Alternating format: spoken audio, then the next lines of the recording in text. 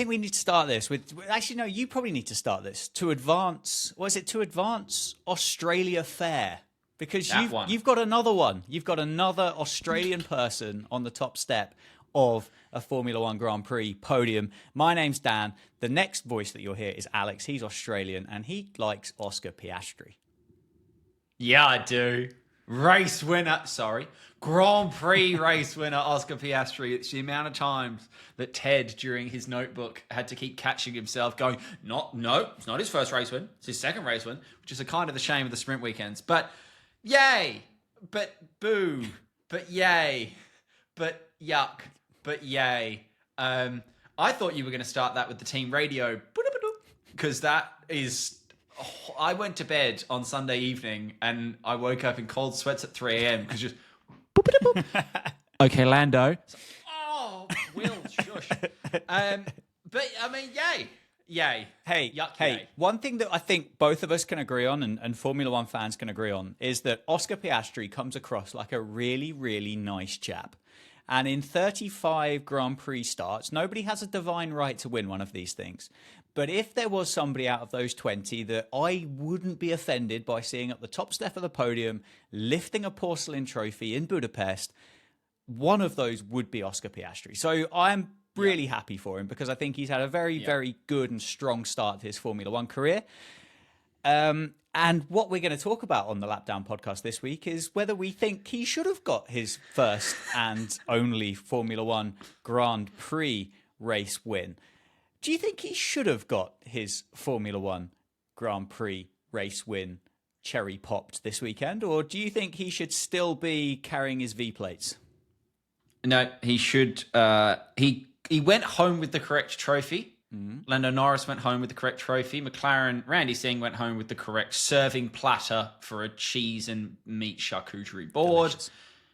Everyone finished where they were meant to finish. I would even argue Lewis Hamilton finished where he was meant to finish. He drove a very solid race himself. We didn't need to get there in that way, lads and ladettes and everything else. We got to the right outcome. We got to the right result. Oscar did the right thing into turn one.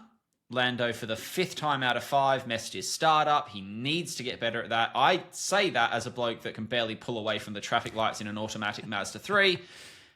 The bloke has now had 5, P1 starts to a Grand Prix and has not been leading at the end of the first lap in any of those 5. That's a fundamental issue. And he can't blame anyone else for that. That's not... None of those was someone going into the arse of him and spitting him out and he's gone. Very rarely is he actually leading by the time they finish the first corner. There's a little yip there. But no, for me, it's really quite simple. Yes, Oscar absolutely deserved to win. McLaren have absolutely screwed it up with the way they got there, and it's made those questions exist because apart from that, there was so much commentary through the first 2/3, 3/4 of that race about how well he was doing in managing his tyres, managing the pace, managing the race as a whole. He got in front and he stayed in front by 6-7 seconds and just cruised. Yeah. The rest was not his fault. The rest, he should have pitted first. I don't know why they were worrying about anything from behind. They were a lot quicker. He should have pitted first. Had he pitted first, he would have come out first. He would have won anyway. Yeah. Or Lando would have overtaken him fair and square in the last 10 laps and everyone would have gone, you know what? Lando's the better driver at the minute. That's fine. But Lando's had 100 race starts and you haven't. So sweet. But yay, McLaren won too. Not, well, yeah, okay, McLaren got a 1-2. That's cool. It's a circuit that's notoriously hard to overtake at. And I think then at that point there, it does become incredibly hard to be... Well, because Lando was as far back as 2 seconds, maybe 3 seconds at its most throughout the first kind of 2/3 of that Grand Prix. It got to like 5 or 6 Did he go as far out as 5 and 6? Okay, fair enough. And then he had his moment going through the traffic where he went wide, and then it came down to 2 and never left 2 again. So it got to 6, stayed at 6, went to 2, stayed at 2. And you've kind of answered it because I missed it whilst I was rewatching it this morning, that I didn't realise the fact that Lando boxed before Oscar because they were covering off those cars behind, which now, because that's the bit that I was so confused about, because when I was watching it, I was thinking, well, there is no kind of threat behind, as you've just said. And then I kind of really kind of lost track of the fact as to why then they were looking to switch those cars back around, because I kind of thought, well, is Lando not their number one driver that they've boxed first to give the priority to the rest of this championship, because they've got eyes and they've got sights on Max Verstappen and they're looking to do the Constructors and Drivers' World title with Lando? And that's where I got a little bit stuck. And there's a few other kind of talking points here that kind of I think I want to bring up about. And firstly is the fact that Lando acted like a bit of a spoilt child and kind of made such a scene about it. Because if he'd have just turned around and said, yeah, fine, no worries, and then just slowed down, let Oscar go through whilst that gap was like 3 seconds, rather than drive the wheels off the thing out to 6, just to prove the fact that he was faster than Oscar in that stint of the race, and not respond to radio messages and have to go back to these things and just kind of go passive aggressively. Just remember every Sunday morning team meeting that we're going to have now to the rest of the season, Lando. Making him feel like a naughty child. And then to kind of do it with 3 laps to go after he'd been told and gone, oh, well, if we get a safety car now, it's going to be really difficult. Because the way he reacted to that was if he was always going to do it.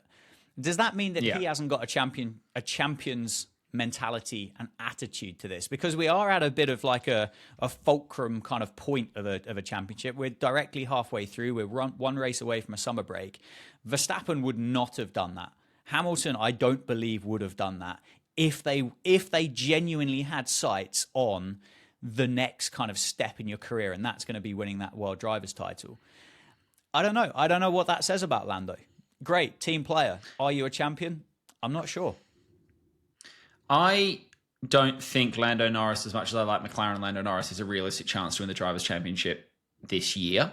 I think all signs point to, unless there is a Danny Rick-shaped swap at the summer break, and even then, potentially even without a Danny Rick, even with a Danny Rick-shaped swap at the summer break, Lando's a long way behind.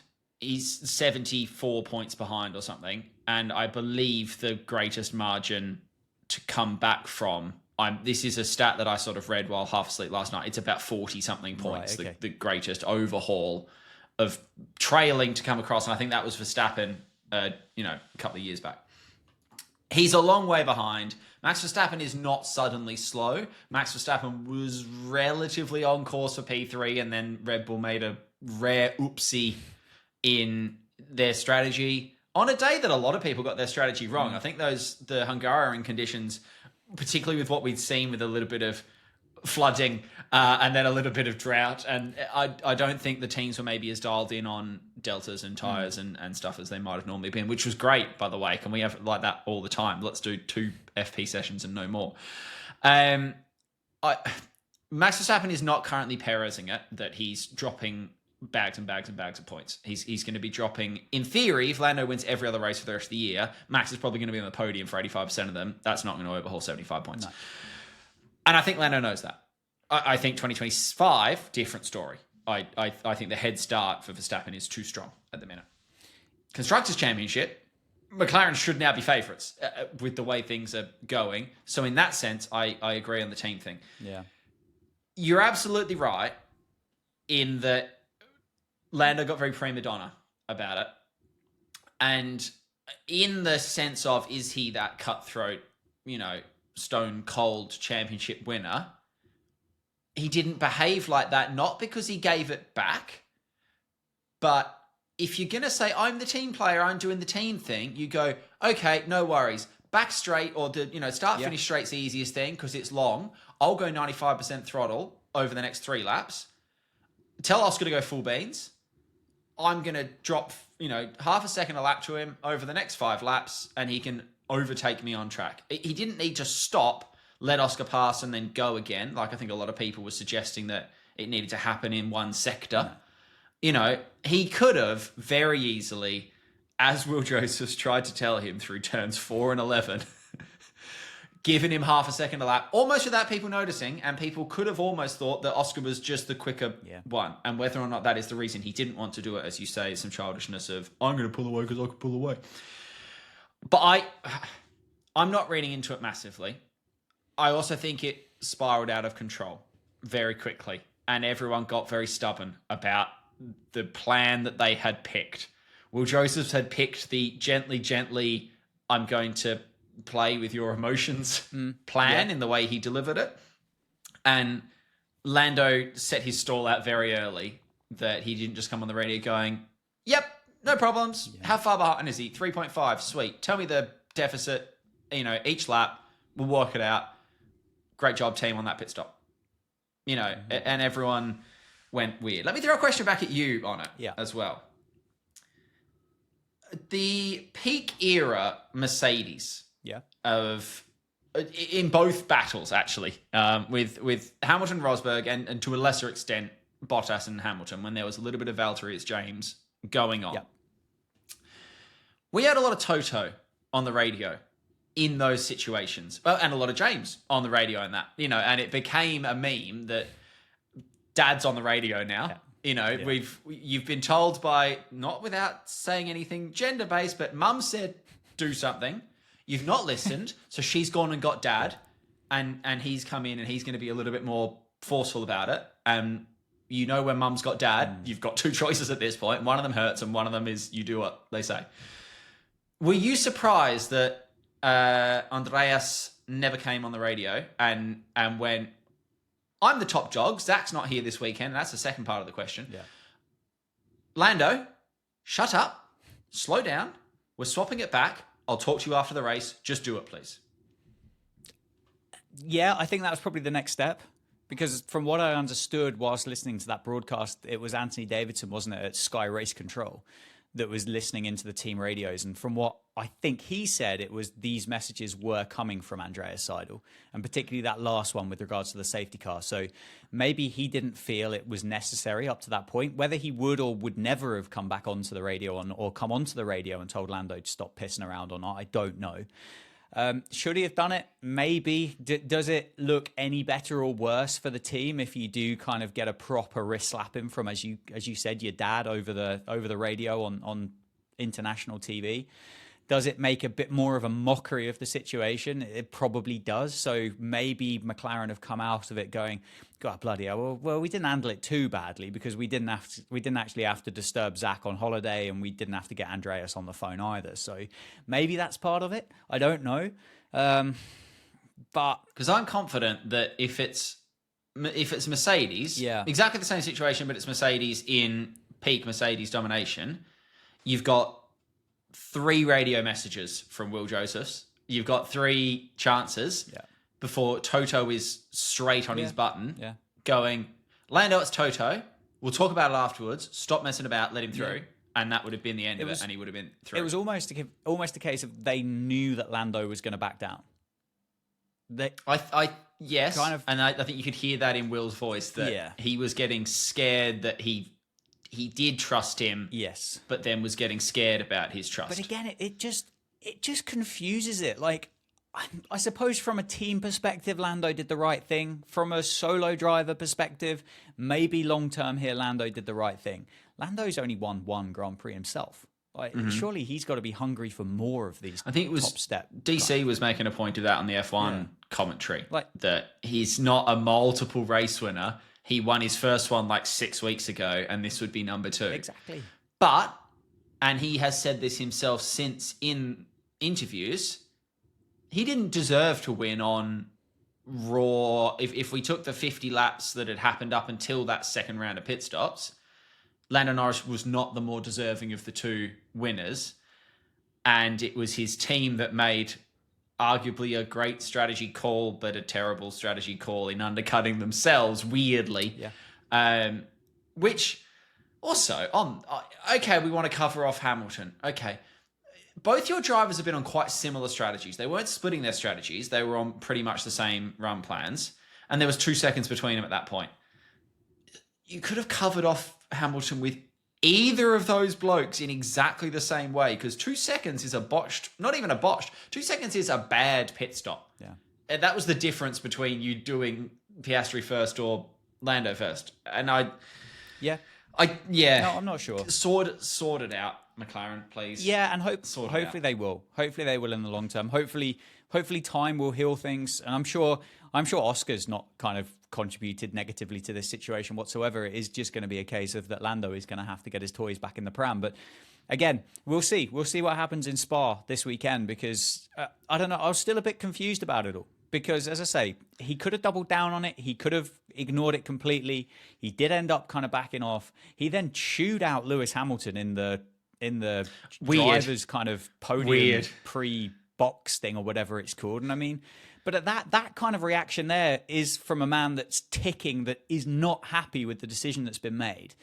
And I don't know about you, but there was definitely, I think, a little bit through gritted teeth in that kind of post-race driver conference, kind of saying about the fact that that's not where the race was won or lost. It was lost off the start line, and it didn't feel like a sincere response to the question that was asked post-race with the two of them. I will let him off that though. Coming from sports media, of you're not getting a good interview out of an athlete within 45 minutes of winning or losing. That's not the time for, and it's not because they need. I'm going to say Charlotte. I know she's not there anymore, but she was the face of the McLaren media for a long time. It's not because you need time for Charlotte to go and tell them what to say. It's not about briefing notes. It's about human nature. And in that moment, I'm sure he was very unhappy. And it's a little bit like, I think it was said, might have been Rosberg that said it actually, worrying when he's speaking sense, about the McLaren, about the Max Verstappen incident. Yeah. Max is straight on the radio saying he's turned into me. That's not my fault. And Rosberg basically came out and said, it's absolutely his fault, and I think if we can get a TV in front of him, he will agree it's his fault. He's not going to tell you that within 45 minutes after the race, even if he's seen it. He'll see something that his mind at that moment wants to see. I don't think there'll be any massive issues. I don't think all of this Twitter drama of they're going to hate each other now, they're not going to be friends. No, it's not that. It's the same with Verstappen and Norris a couple of weeks ago. People made up their own stuff on that.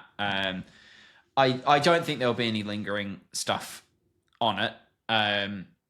Ultimately, it's a nice position for McLaren to be in the position to have the opportunity to shit the bed like this. Because if you think back to last year, that wasn't possible. But I feel for literally everyone in it. I feel for the entire organisation. I can't imagine what Zach was thinking because he was away at IndyCar this weekend. And I just can't imagine. He's obviously going to be watching it and he's going to be hearing this. He might even be able to hear on team radio because I know they can beam that back to the, center and whatever. I mean, of all the times for you to be on the other side of the world watching a different car race and seeing all that go down. How many tattoos is that man going to have to get, by the way? Does he have to get an OP tattoo now as well? I think so. Because he got a Lando tattoo, didn't he? Possibly a few tennis shots as well if he has it all done on the same place. Look, we're 18 minutes. But yeah, I feel for him. We're 18 minutes into this podcast. Yeah. My last question on it: if you were Lando, what would you have done? Give it back. Okay, there you go. It's you can't. That's fine. It's your first opportunity to do something like this, and you're not actively fighting for the championship yet. Yeah. You can see the championship battle. You can't even see the championship. You can see a championship battle in the distance. It's too early. Yeah.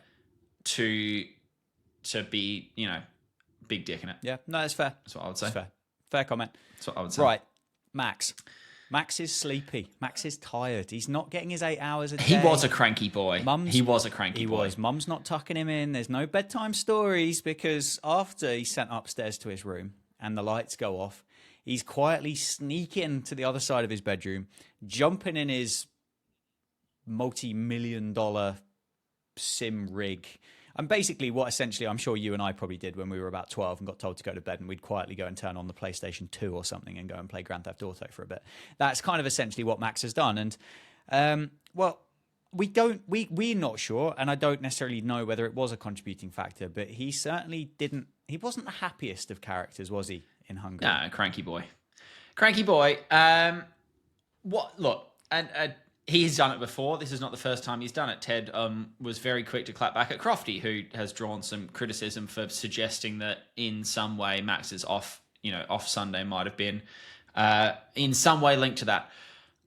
I honestly would find it hard to believe that it wasn't in some way linked to that. I don't think it was entirely because he did some sim racing before and after and didn't get quite so much sleep. Yeah. But having read articles in the past about how George Russell and Danny Rick take their own pillows to race weekends when they're staying in hotels because they don't want the disruption, the potential disruption to their body of sleeping on a different pillow. And just, you get it sometimes in hotels, you just wake up with a little stiff neck in the morning because your pillow at home is completely different to that one way or the other. You can't tell me when there are other drivers going to that level to make sure that they're sleeping properly. You know, teams put themselves in completely different time zones, don't they, when they do these like flyaway races? The team in Singapore will stay on UK time in Singapore and they'll be having breakfast at 9 o'clock at night and, you know, all of these things. If teams are doing that, they're not doing that for no reason. Drivers are not carrying their pillow under their arm like a toddler because they want to do it. Someone has run some numbers on this, that is how you perform at your best. Everyone is different. I would suggest that being well rested probably helps for being an F1 driver. And I would suggest that, you know, up all night on a screen performing at a top level of sim racing is probably not the optimum preparation for a race. But I don't think we can put a huge amount of overall into it. I don't think that's the reason he's run over Lewis Hamilton. But I think it's a domino effect of if you start cranky, you get crankier when people tell you you're cranky, don't they? And GP did a wonderful job of telling him he was cranky this weekend. Do you think that means that, well, firstly, it still blows my mind, the fact that he can just turn up in like some Winnebago caravan thing and have this setup just traveling around the world with him. Like that just proves the wealth that's involved in this sport. But does that mean that he, probably similar to Sebastian Vettel whilst they were going through that period of dominance with Red Bull as well, are actually kind of bigger than the team? And then therefore somebody at some point needed to actually kind of say to Max, someone in charge, Christian Horner, GP, Helmut Marko, whoever it might be, to turn around and go, stop. Look, we understand that you really enjoy doing this and it's good for your brand as well. You've got a really good community that kind of gets behind you with regards to this online racing, but you can't do it on a race weekend. You've done it once. And I think you're right. Ted Kravitz kind of called Crofty out on it. And my only issue with Crofty on that thing was the fact that he said it about 4 times. And at that point there, I think from a commentator's perspective, you've got nothing else to say, if that makes sense. At the point you're bringing up the same fact 4 times, that's where it gets a little bit old. Say it once because it's interesting. It's a nice little kind of tidbit that people might not know. I didn't know that Max was up till 3 o'clock in the morning racing in the 24 hours of whatever it was on iRacing. But does somebody need to turn around and go, actually, mate, you work for us. We don't work for you. Yeah. You are part of this team, which is something that Lewis and what we've just spoken about with Lando and Oscar have clearly done so well. They've always praised the people behind the scenes. They've always kind of worked together and they've done really well. But actually, it's pretty irresponsible if that is a contributing factor that you've been up till 3 o'clock in the morning whilst your mates have been getting your sleep in so they can do your 1.9 second pit stop and your teammates, if it wasn't Sergio Perez, had done a good enough job to act as your rear gunner and your tacticians had been there and they'd got all their stuff and you've just been out fucking around in some Ibiza nightclub getting hosed until 5 in the morning, playing a rain card just in case it gets called off the day afterwards. It's not a good look, I don't think. No, it's not a good look. And it's not even that he goes and does the sim racing. It's just if it's unfortunate that the timings don't work out, that it's a 24-hour race that would go through the night, you're going to have to check in the morning. You're just going to have to wake up and go, how did we get on? How are we getting on? Yep. And if you can find an hour between breakfast after your coffee, great. That's when you were available to do it. Again, he's done it before. It didn't impact him last time. It may have had no impact on this whatsoever, but I struggle to believe that he would be absolutely firing at his best in a Formula One car with less sleep than is preferable. Yeah. That's what I would. He was rattled the whole race and has been relatively rattled recently, which is, and I think Red Bull are getting rattled and it's drawing mistakes out of Red Bull, which we've kind of known was going to happen in that it's very easy to win from the front and be in front because you can control everything and strategy is generally very easy when you're 9+ seconds ahead. When you have to start making quicker decisions in the moment and there's 50-50s and stuff like that, it's going to start showing occasional problems. And I think we're seeing them. And I think where Perez isn't helping. I'm not always going to bring this back to Perez, but it's a 1-on-2 situation up and down the field for the most part. And yeah, this sounds bad, but it's really nice to see. Yeah, they're not getting it all their own way. I do think when it comes to media, comes to FIA regs, comes to race directors, I do think Max has a little bit of a victim mentality when it comes to these kind of things. And I think based on what happened at Austria with Lando, you straight away trying to get kind of payback from Austria at turn one with regards to the fact that those two McLarens ended up taking up what was left of that racing track, and he then had to kind of bail out onto the outskirt, the dirty bit, and then had to let Lando through. Yeah. There is definitely it's not my fault. Why are you picking on me? And I think we've spoken about this before, and it probably circles all the way back into here with this move that he made on Hamilton going into turn one, which very lucky the fact that he firstly even got to finish the race, let alone and Hamilton finished as well.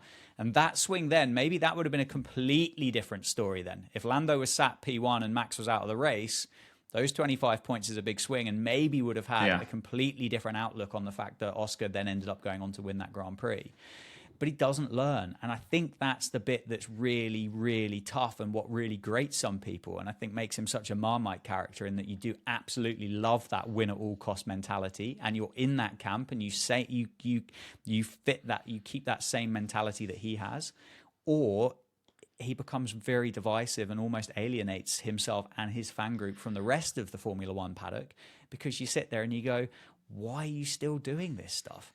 But I don't think he doesn't learn in that he is unable to learn or anything like that. I think he's quite happy. I think he has learned. He's quite happy ignoring those learnings. I think he does that in his own way. And that's why I quite liked that for the first time, it's not the first time, I'm sure, but certainly for the first time in memory, GP did not stand for much on a number of occasions from Verstappen in that race. He clapped back at him quite sharply on more than one occasion when he copped a bit of a spray from Max and he sprayed it straight back.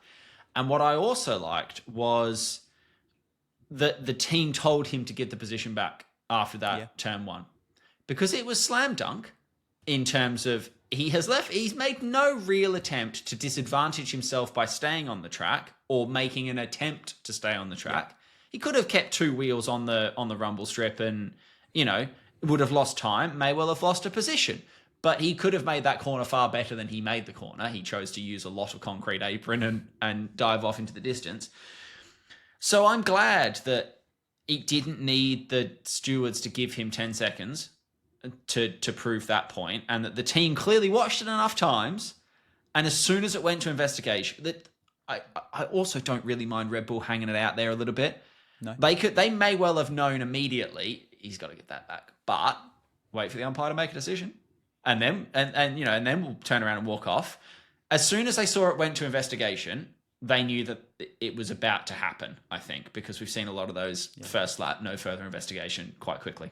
Yep. So I think as soon as it went to investigation, they knew that the FIA probably agreed with what I can only imagine they were already thinking. So they very quickly just went, Max, give it back.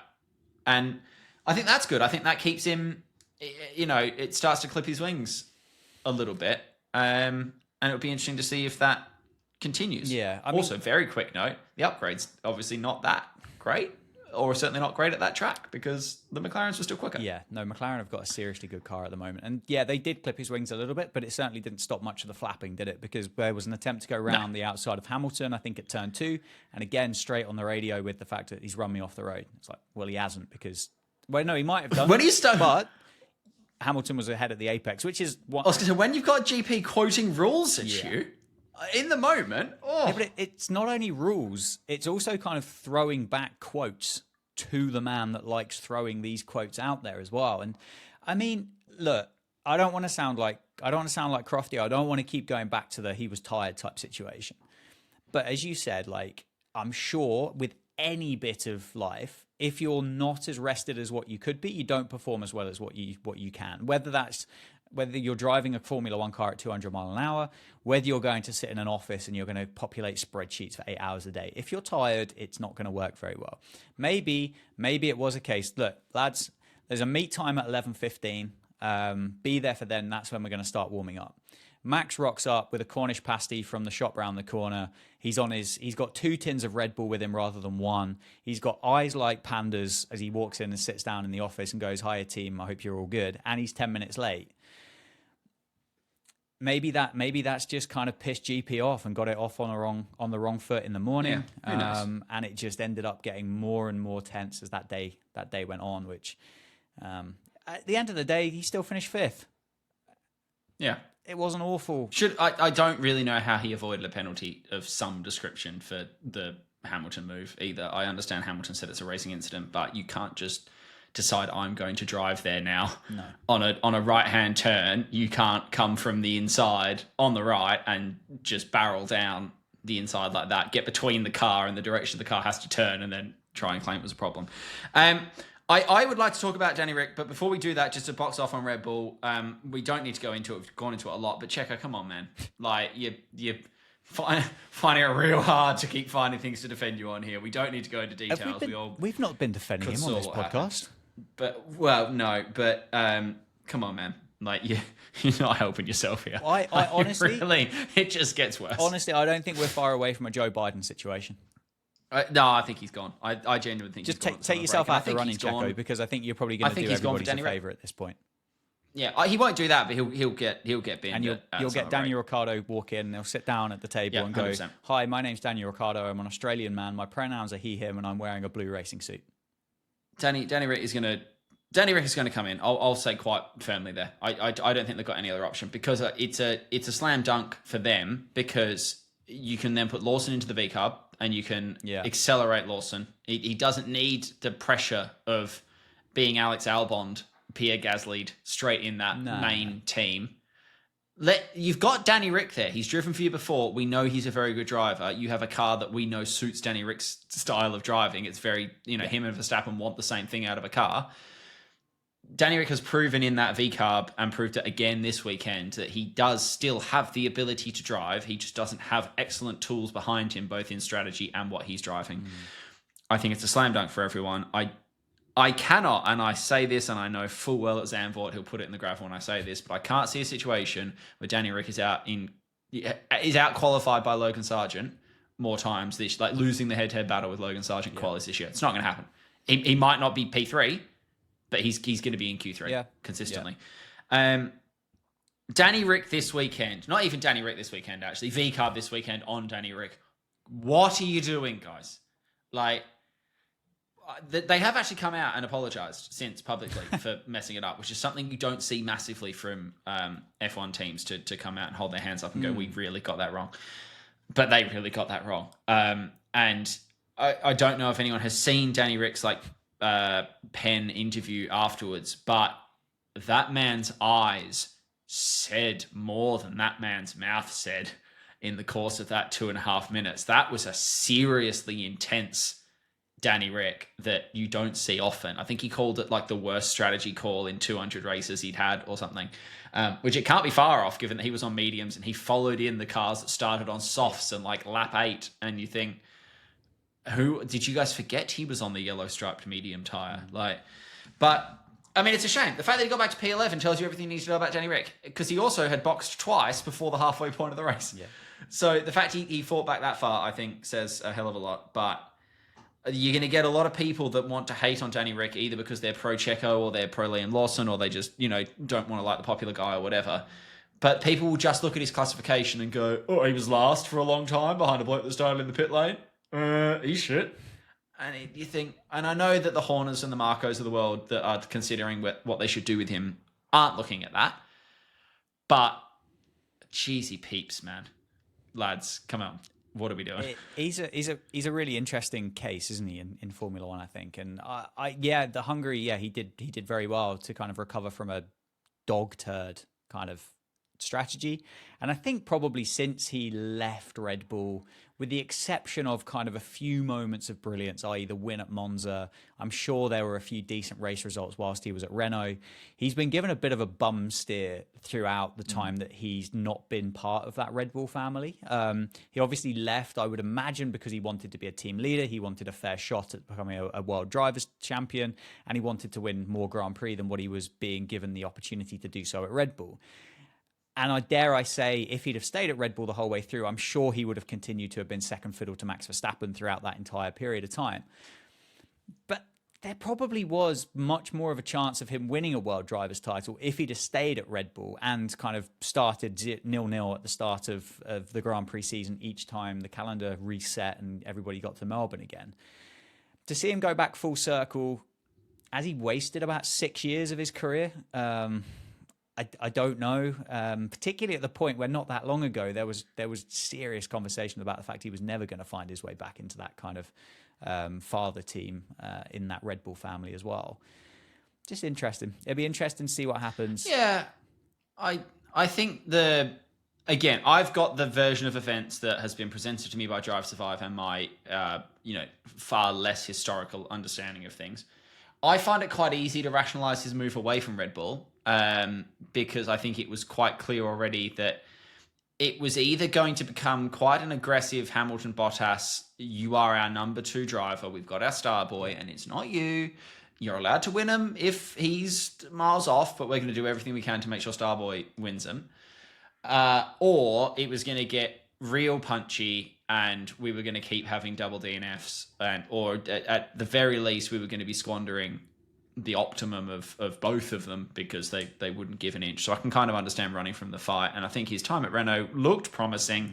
And then he kind of caught everyone off guard again by jumping to McLaren, that he jumped ship early. I know he didn't jump ship, he was pushed off that ship. But hey, it would have been an all-time move if he'd have followed the Lando path, and he'd be fighting for it now. What happens if he goes back into that top team Red Bull and sits in that car that's designed for Max Verstappen and doesn't pick it up in a similar way that he's not going to be worse than Perez. Yeah, but in a similar way that Pierre Gasly didn't pick up that car that was designed for Verstappen. Albon didn't pick that car up. Perez hasn't exactly picked that car up either. What if Ricciardo goes in there and sits in there and can't pick this car up that's been designed for the way that Max Verstappen enjoys his car? He's no worse off than he is now, because I can't see him in the sport 2026. No. At his age and with enough drivers knocking on the door, I think he is warming a seat at VCarb. I think he has jumped in the car already, though, and proven that he can work with that car if we believe what we were told about his testing times, which are why he's even driving now. But I think nobody involved in that has anything to lose. Red Bull don't have anything to lose because they can get rid of Perez, who is proving a liability. He's not performing. He is a liability, right? And Danny Rick is not going to be a liability. It's not going to happen. So it's a slam dunk on that. And then you freed up a space to keep Liam Lawson for a start. You honoured your contract that you don't lose him out of your driver program, and you keep him in contract. And gives Lawson a chance to spin up in the sister team. And then you can tell Danny Rick, we're going to be honest with you, mate. This is an 18-month contract with quite a hard full stop on the end, because we're going to take you to the new regs.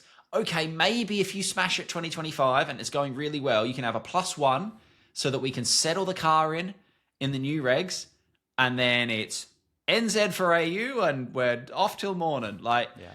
I just think he's getting towards the end of that race anyway. You know, it's getting there. It's a fair comment. He deserves better than he's getting for the minute. It's a fair comment. Put it that way. I'm getting to a stage now with this kind of talk about who's going to go where and what's going to happen, and clearly we're all waiting. Just do it. Yeah, well, the thing is, we're all waiting till after Spa, aren't we, on Sunday to figure out what's going on. And Spa is probably going to be really good because it's a proper circuit, and we've got half a dozen drivers there that could go out there and win a Grand Prix, which is really exciting. But I am getting to that stage now and just going, well, can we not have the summer break now? Sort all your shit out, and we'll just bump Spa back a couple of weeks, and then we'll have a good idea as to who's going to be where and who's doing what, and then we won't bother having these conversations about who's going to come in and because you and I messaged over WhatsApp the other day, didn't we? And we went, oh, K-Mag's been bin then, and you went, well, if he makes it to the end of the year, and it's like, just get on with it. Like, that's what you're going to do. Yeah. Just do it. Like, stop giving us all these kind of little half-eaten cherries that you're kind of going, well, here you go, have a little bit of knowledge, and then you just gossip about it for a bit. No, just make a decision and get on with it. If you want Behrman in the house, just do it. Like, tell Magnussen to piss off and get Behrman in there from yesterday and just get on with it. Because why bother putting out a statement that's so ambiguous that you just go, oh, well, we might do it before the end. No, just get on with it. Yeah. You can't be asked anymore. It's boring. Or do it really simply and just let's work annually. Yeah, and Carlos Sainz, make up your fucking mind, mate. Yeah, just do something. We nearly got through a whole pod there without talking about Carlos. Yeah, well, that's and it. Ruined it in 40th I'm pretty minute. sure we're at the end of it anyway, so I just wanted to slide that one in there. That is us. That is us. If you want to join the conversation with any of the things that we have discussed there, if you think we're wrong on anything, right on anything, if you have any wild takes, at LapdownPod on pretty much everything. Or you can email lapdownpod@gmail.com. We've got one more race, and then we've got a few weeks off. So we need to come up with some topics to talk about over that gap. But until then, we are straight to Spa next weekend. And as you say, it could be a spicy one for a whole number of reasons. But hey, I don't know if anyone's mentioned this, but F1's actually so back. It's kind of back, isn't it? We're so back. It's kind of back. We're so kind of back. Mega back. I'm looking forward to it. Something's going to happen. It's probably going to rain. It's going to be wet. It normally is at Spa, and probably means they won't race at all. So, but other than that, it should be good. Alex, do you do other things on the internet, sir? Sometimes games at twitch.tv/Hey Look It's Alex. You can come watch me struggle through various things on there. Nice. And I mean, if you have any interest in cricket content whatsoever, you can find that Our Cricket or at DanJads on the Tinterwebs. Right. Perfect. We'll see you. Well, we haven't even done pre-spa, but I can't really be asked. We'll just do post-spa. No, we haven't got time for that. Once we're relaxed and massaged and we've had... It's all the same stuff from today is going to carry over to spa We've been anyway. in the sauna, we've had facials and this, that, and the other. We'll do post-spa. And then we'll talk about summer holidays and maybe, I don't know, talk about what's happened at some point. Right. See you later. Yeah. See you all.